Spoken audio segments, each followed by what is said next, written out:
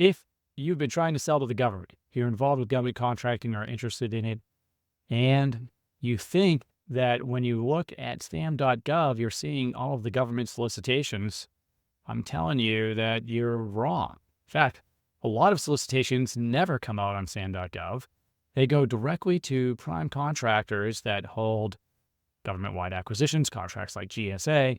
So how do you find those opportunities? Well, in this episode, you're going to meet the guys from Govly. This is the second episode we did with them, and they're going to tell you how their tool can not only partner you with primes, but give you access to the opportunities that they're seeing on these contract vehicles.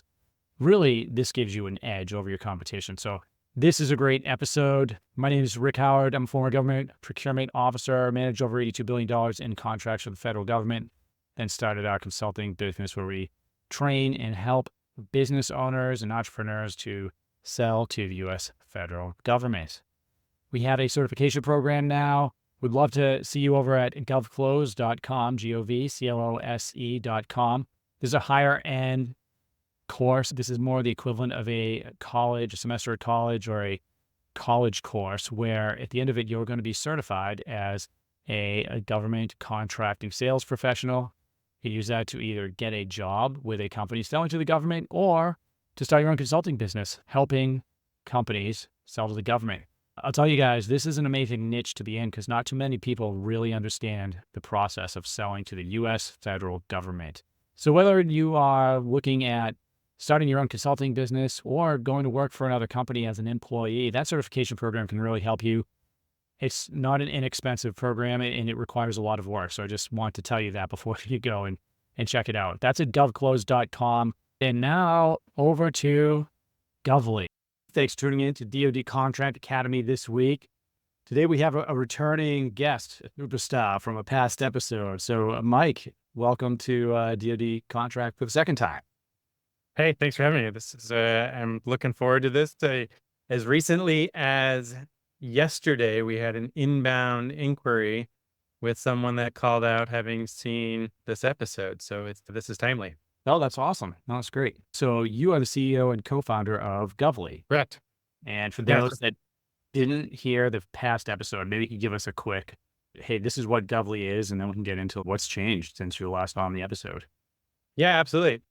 A Govly platform for the entire supply chain of government contractors to get together, to collaborate, to find, track, and respond to government opportunities. And so Govly is a singular pane of glass, per se, to get access to all of the public and all of the private contracting opportunities. And when I say public, that's at the sam.gov, and then the private is all of the contract vehicles like your SOUP and CIO and Army Chess and all of those. And so we aggregate all of this data into a singular place, and we run analytics and create market intelligence across the board in federal and SLED. Yeah, so it's really unique, and that's what caught my attention first time you were on, and we wanted to have you on because there's a lot of applications and tools out there for people to use to find government contracts, track everything, but most of those tools are only pulling from sam.gov, maybe a little bit from some other sources. And maybe you could give a quick, because there are going to be people that tune into this that maybe aren't even familiar yet with what else is there besides sam.gov. So what does it mean when we start talking about some of the contract vehicles out there that you guys pull from? Why aren't they on sam.gov, and how do you guys bring it into Govly? Yeah, no, great question. So it feels like the government either loves or would love everyone to believe that all the opportunities to sell to the government exist in the public domain on sam.gov. And it's just categorically false. There's plenty of opportunities out there on sam.gov, don't get me wrong. But due to the nature of speed requirements or complexity or the wanting to accelerate a delivery of goods and services, and the government created contract vehicles. And these contract vehicles, generally speaking, are posted on sam.gov as a contract themselves. And so in theory, these contract vehicles are open for everyone to bid, but the requirements for the run-of-the-mill shop are so high that no one ever really looks at them, like the SOUP 6. We are actively looking at SOUP 6, is the sixth iteration of the SOUP contract. I think it's currently due July 25th, and that is one of the larger GWACs, the government-wide acquisition contract. And so the soup contract vehicle will be a 10-year contract and will have hundreds of net new opportunities every single business day. And all of those opportunities will not be in the public realm. They will not be in sam.gov. Soup, to bid on soup, to gain access to that contract vehicle, that opportunity exists on sam.gov today. Will any of those opportunities that fall under soup show up on sam.gov, or do they only Not a go one. to the members? They only go to the member. Yeah, you're right. It's the government can say everything's public, everyone can bid on it, because they'll say, hey, you had the chance to get on soup. So let me just restate what you just said for anyone watching. So NASA soup, which mainly technical requirements, right? You're not gonna, unless I missed something, it's probably not gonna be for like construction and things like that, right? But it's more probably like cybersecurity, IT, like some other advanced tech requirements on there. But they know that they are going to have to put companies on contract quickly. And this is why I would use vehicles when I was a program manager. And they can't wait 2 years, 18 months every time that they want to put someone on contract. So they put something on sam.gov is about to come out, and it says, hey, you can apply to be on this contract vehicle, Soup 6. I don't even know what the threshold is on this, or what the limit is, but it's probably around $1 billion, I would imagine, maybe less, maybe more, but it's high. So basically it's going to have a high ceiling, and let's say I think the Soup 5 is $20 billion per contract holder. I don't recall, but I know this one's higher. Yeah, it's going to be a wicked high ceiling, and they all vary. But I guess the point is, you win a spot on a vehicle like that. That doesn't mean that you're going to have a bunch of contracts with the government where you're getting paid. You might get a small stipend, I think, when you first come on board. But outside of that, now you're just on the vehicle. So now it means whenever these opportunities come out for soup holders, you see the opportunity and you can bid on them. And you've already been vetted to a certain degree. So it makes things a lot faster for the government. But it sucks for everybody else that doesn't have soup, right? Because now we don't even know a lot of these opportunities that are coming out. What about GSA? So GSA is good. GSA is a little different with a little bit more rolling admissions in, but same. The vast majority, actually, all of the GSA opportunities coming out on GSA schedule, unless the contracting officer also posted it on sam.gov, will not be on sam.gov. Yeah. There are times the contracting officer would say, hey, I'm going to put this out on GSA and on sam.gov to see maybe it's a specialized piece of equipment that there might not be a GSA holder. And so the contracting officer needs to get a response. And so they might go through 2 channels, but far and few in between. Yeah. And sometimes we'll see like a source of SART will come out and say, the government intends to award this on GSA, NASA soup, ITES, whatever. Yep. So you have an opportunity, if you're a business owner there, if you're not on the vehicle, to say, hey, we recommend you don't put it on that. But by and large, and really the reason we're talking is by using Govly, you now have an opportunity to see some of those things that are coming out that you wouldn't beforehand. And so now, because I guess this can work for both companies that are on these schedules or on these contract vehicles or companies that aren't.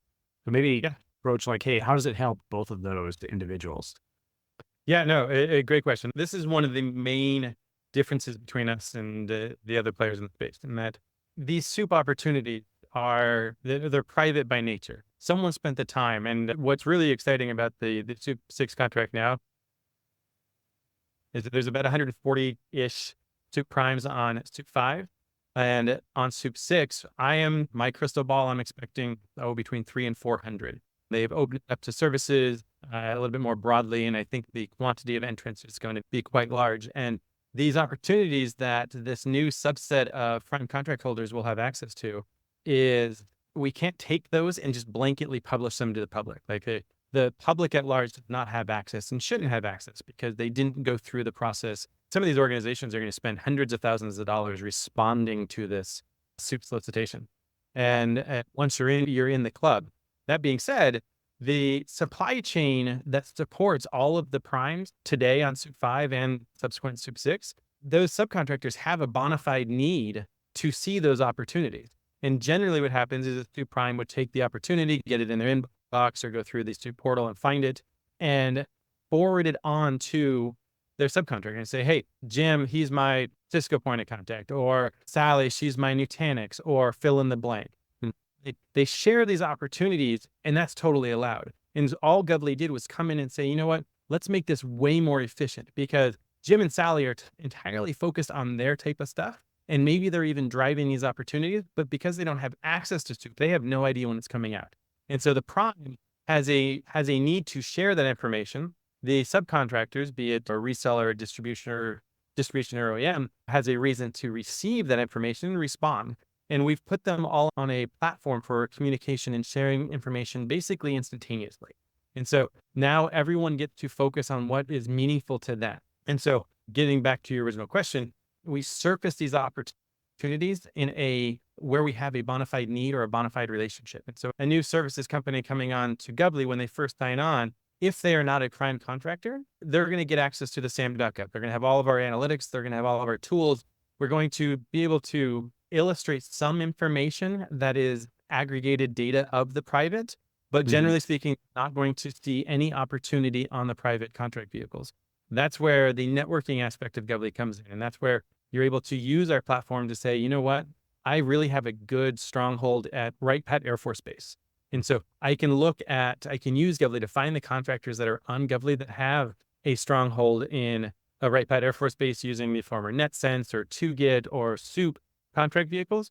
And you can request inside of Govly to connect. And there is a mutual vetting relationship. And so Govly now, our customer success team has a process for facilitating those conversations and relationships. And once you are in effect vetted, the prime is saying, you know what? Yeah, I'm interested. I want to share my feed with you, because the benefit to the prime is, as long as you're not in a competitive space, you're not selling directly against who they're selling to or the same tech.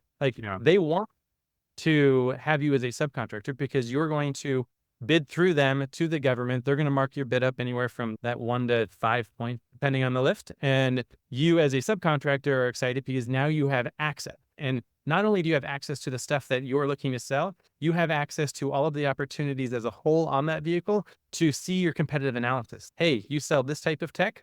Now you can see this OEM, you can now see all of the opportunities requesting your competition OEM.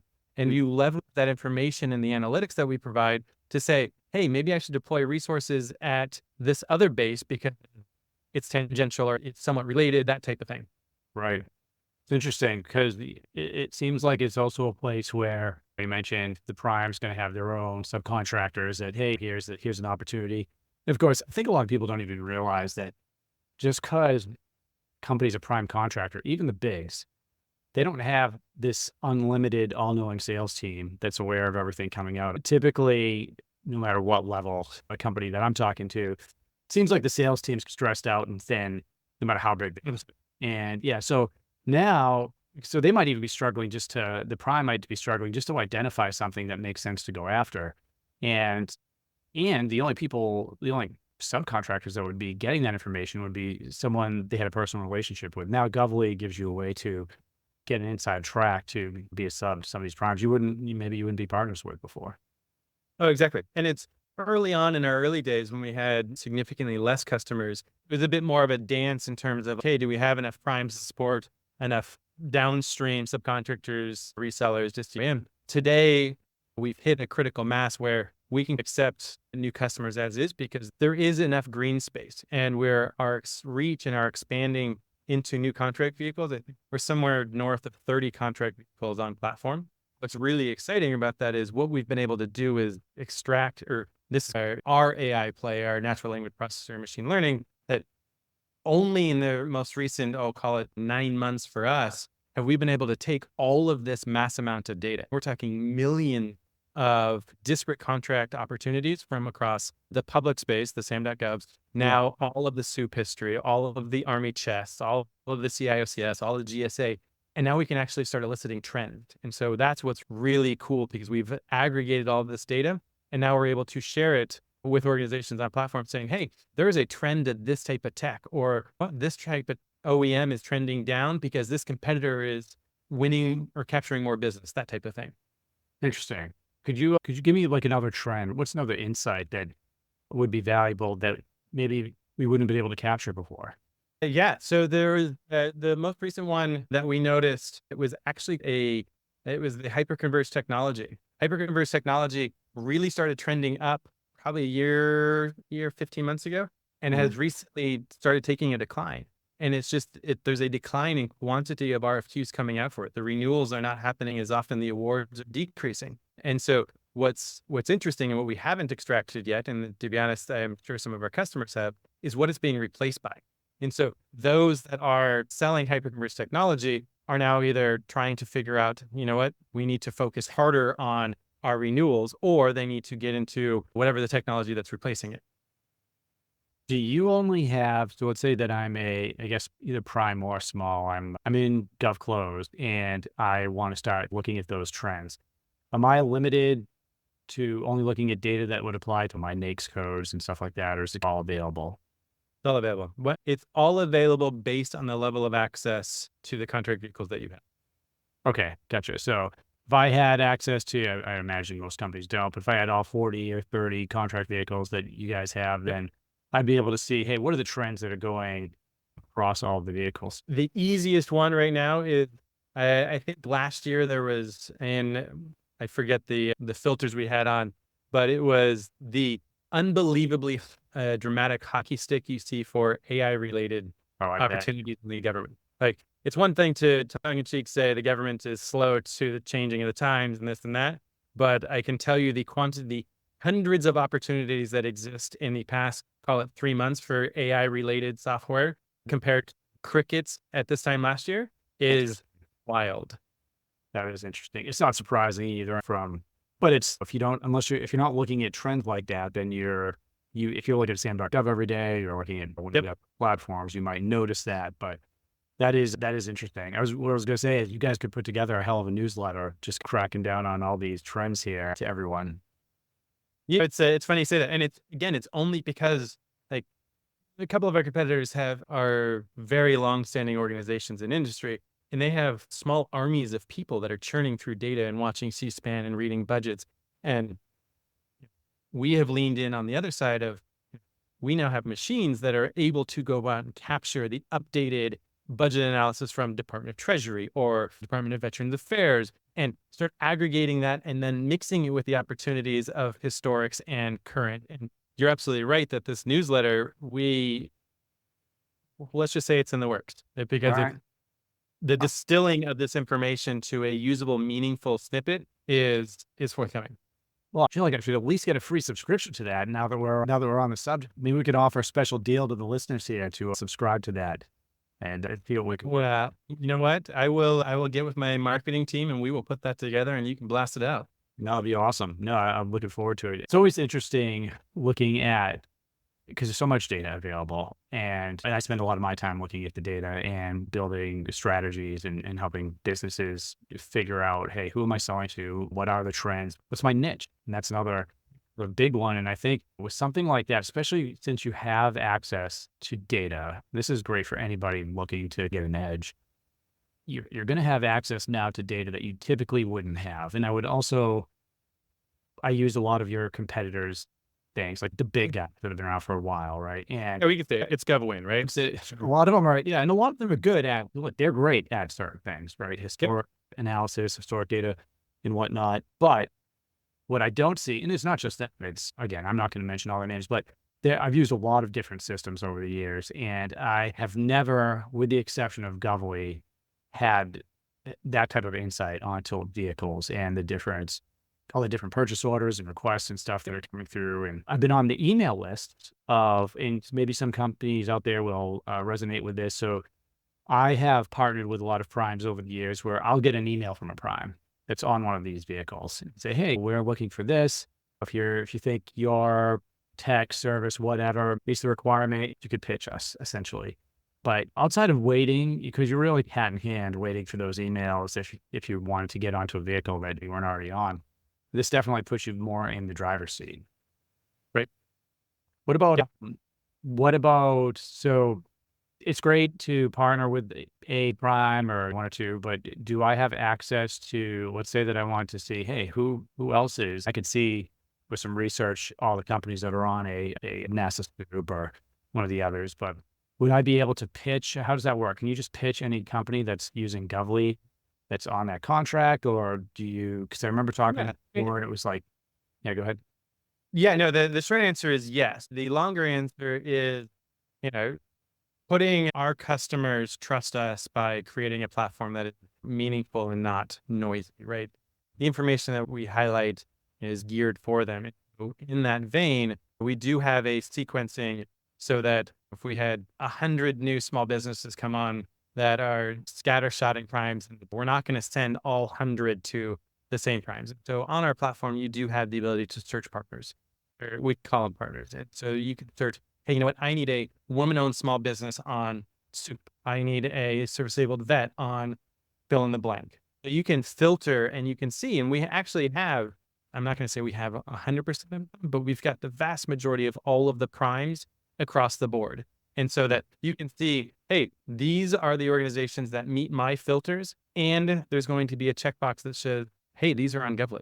And so those are going to be the ones that you're going to be able to click and say request partnership. And that's going to kick off a cycle through our customer success team to make sure that it's a bona fide need. Because if it's a new customer coming on to Govly and they've never sold to the government before, it's really not worth an intro to a major crime just yet, because there's no evidence. They don't know how to operate the prime. A prime's not going to look at them and be like, oh yeah, let me just give you my feeds and you're going to send me 100 emails and not win any of them. And so they're a balancing game. And so we want to make the information available. We want to make it possible for that small medium business who is just looking for that break, has found some success in the government and just needing to take it to the next level, that type of thing.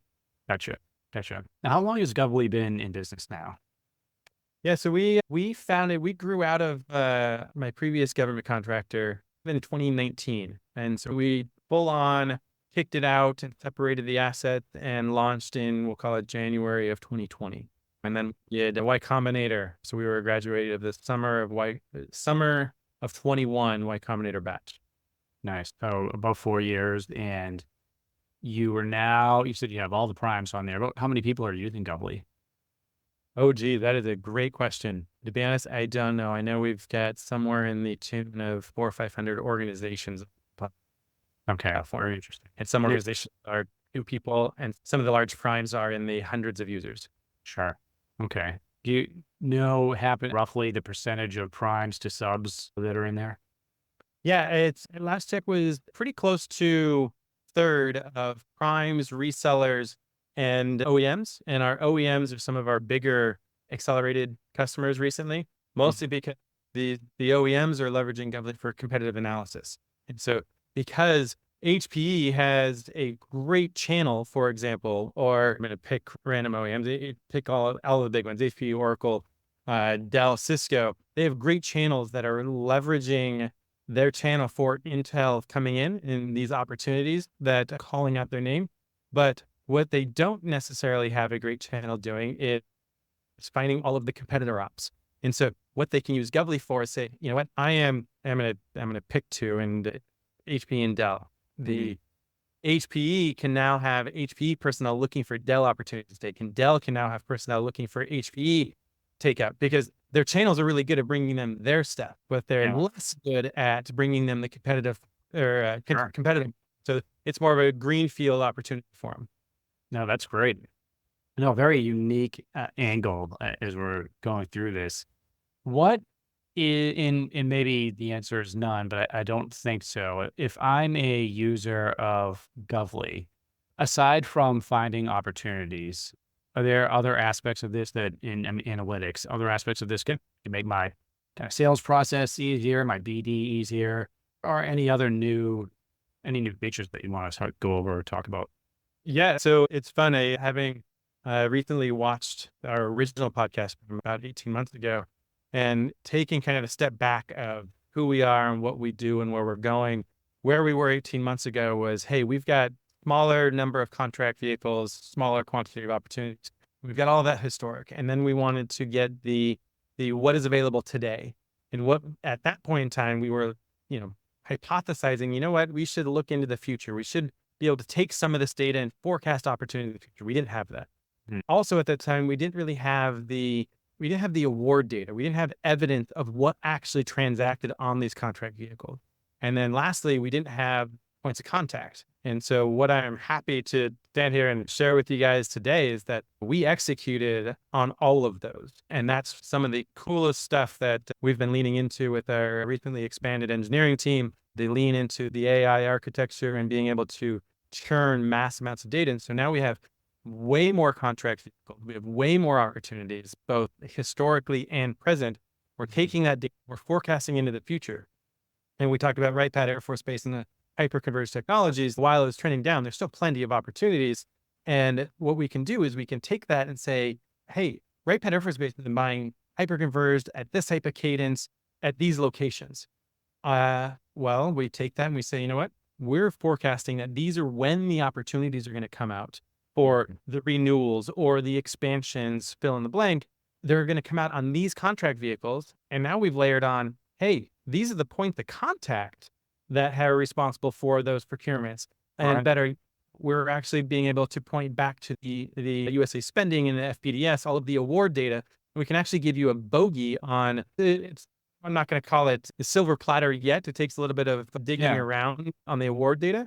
But if we can pick a opportunity that's forecasted in the future and we can say, hey, that contracting officer is responsible for that type of technology in the past. This is where it's going to happen in the future. And this is how much they bought it for. Now you have all the pieces of the puzzle to either go in as a competitive op, or you can take some of that data and go elsewhere. And because you know that price point and that technology is working for that customer.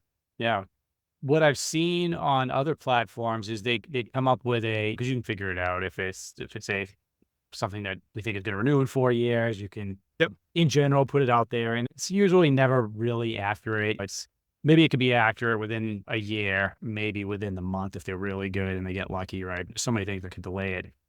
But I think it's interesting if you start adding the different vehicles that you guys have and the ability to layer on, well, hey, if it is this hyper-converged technology piece that you're talking about and we see a renewal coming up, well, maybe that's in general when it's going to be renewed, but maybe it's not going to be for that specific type of technology, right? Maybe the trends. So now you can let's say maybe it could be these 3 things that are other than that.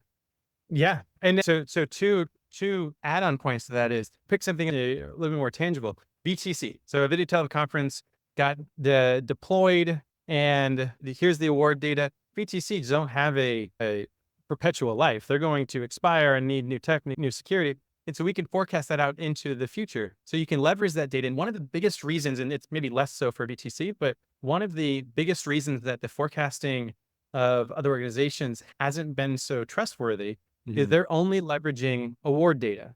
Well, as award data can be entirely disconnected from solicitation data.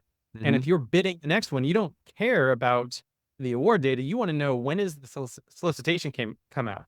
And so if the solicitation came out 9 months before the award and you forecast out from the award date, that contracting app is going to plan for the next iteration of that 9 months in advance of the award. Sometimes it's 2 weeks. Sometimes it's a year. Depends on cycles. And so we feel our forecasting capability is so much stronger because we actually have the solicitation. So we know what they were asking for. So if the award just says, hey, VTC deployment, these codecs and this equipment at this price, well, you don't have any of the color of the types of rooms or the expansion plans that might be in there, or, hey, we are planning this, but then it's going to expand into new floors of the VA hospital, that type of thing. And so that color of information is what makes our forecasting so much more clear. That's really interesting. Yeah. So for anyone listening to this, and by the way, it's been a while since we have last talked. So we have a new core of people listening as well. So we have our kind of small business owners that are listening that are already selling to the government. We have a lot of account executives that are selling maybe on bigger teams. We also have a group of individuals that are more looking just to get into government contracting, go through our certification program and consulting and advising, maybe doing something similar to what I'm doing. And so for those individuals listening or anyone, normally if you went to usaspending.gov, for instance, and I think this is what you're getting at, and I was to look at, we could stick with the construction painting, right? Let's say we're researching competitors or just we see one of our competitors and they sell something to the VA. You're right. You might have 2 lines in that. And the only description you have of what that contract award was for was, hey, painting, blah, blah, blah, blah, blah, right? It's not going to, you're right. It's not going to give you the number of rooms or the color or anything else.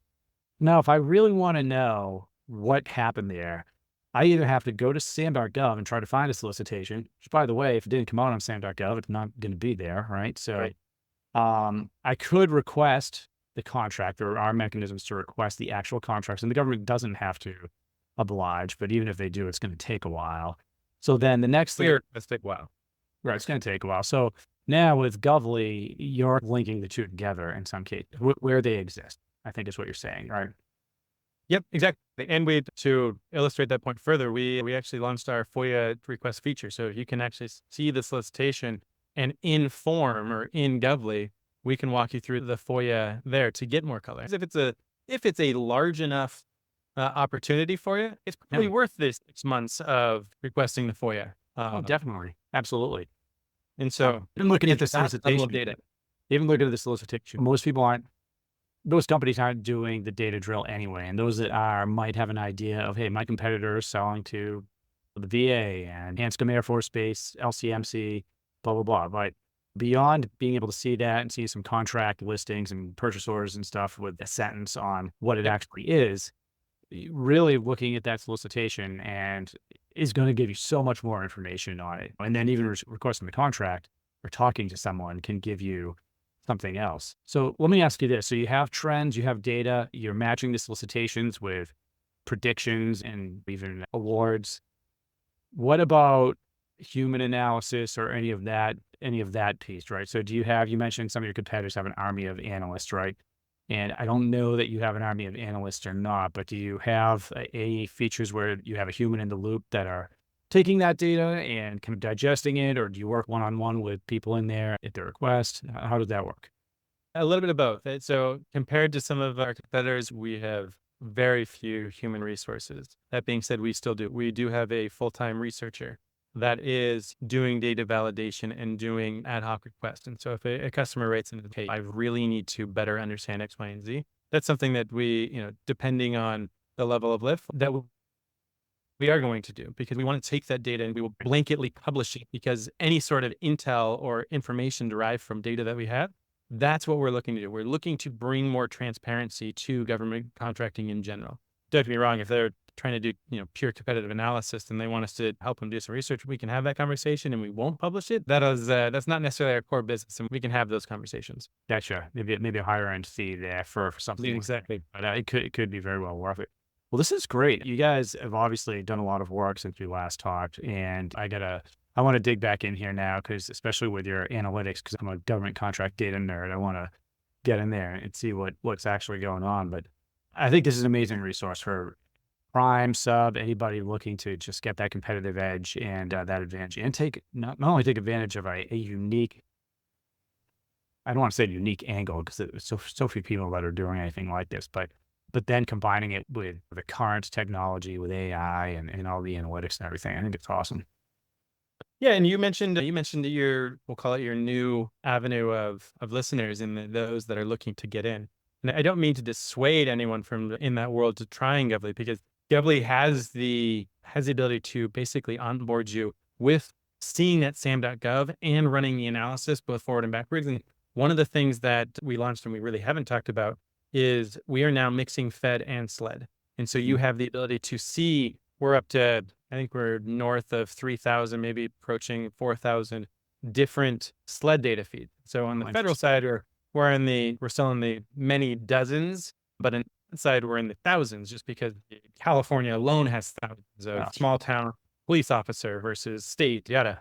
And so having a singular place to be able to say, you know what, I'm in this location and I want to be able to sell to the state and local as well as Fed. Govly is still that place, and all of the SLED data right now is public. And so that's the plenty of opportunity there for your listeners that are trying to get in, to have a single place to say, yeah, I want federal opportunities that are in my region and SLED opportunities and run analysis. You still get all of those tools and metrics. Yeah. So yeah, SLED, state and local, and obviously a little bit different than going after the federal contracts. A lot of companies lump state and local with federal because Totally. it's easy or Technical.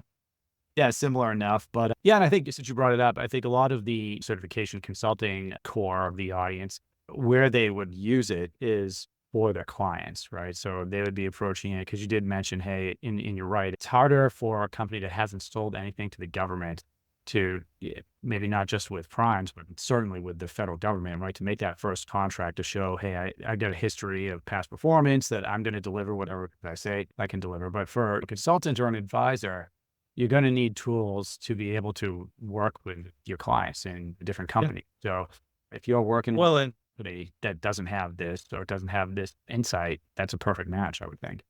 oh, 100%. And one step further, if you've got an organization listening in and they've, say they've got a customer, they have I sell widgets or I sell this service, and I've got a customer that's interested. What we want to empower them with is, you know, let's help them, have them reach out to our success team, reach out through the website, whatever.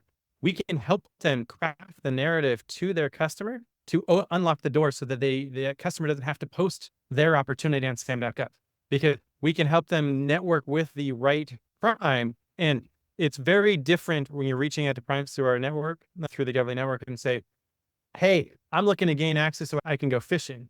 Is very different than saying, hey, I have a target in my sights. I just need the final yard line. That is instantaneous. We can have you up and running with a partner and a prime in a matter of, call it 48 hours. I feel very confident that we could do that. No, that is absolutely the right strategy. And we do it on a minor level, like one-on-one between our client and primes.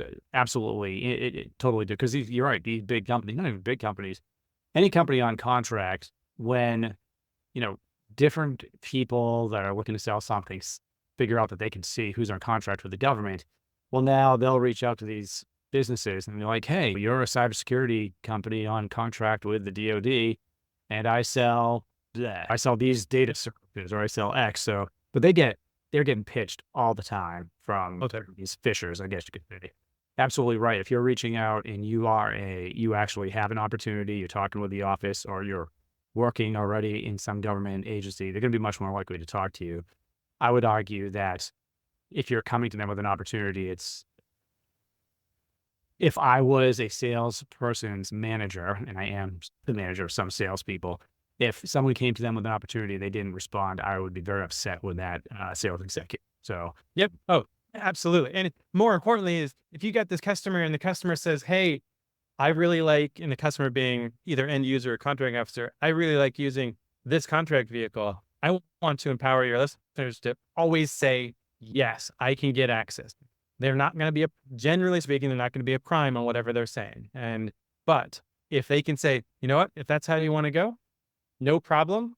I will go get access and I'll let you know in 48 hours that I'm good to go. And let's do this. And in that time, we can spin up and make sure that partnership's in place. And more importantly, we can make sure that the partnership's in place and that your listener, that vendor, is actively monitoring the opportunities on that contract vehicle so that they can see when it gets posted and they're not beholden to, hey, you know what, maybe they're going to see it, or hopefully it doesn't fall through the cracks, because that's the worst, right? You're driving an opportunity. We see it all the time. And that's one of our biggest values, even for the big guys.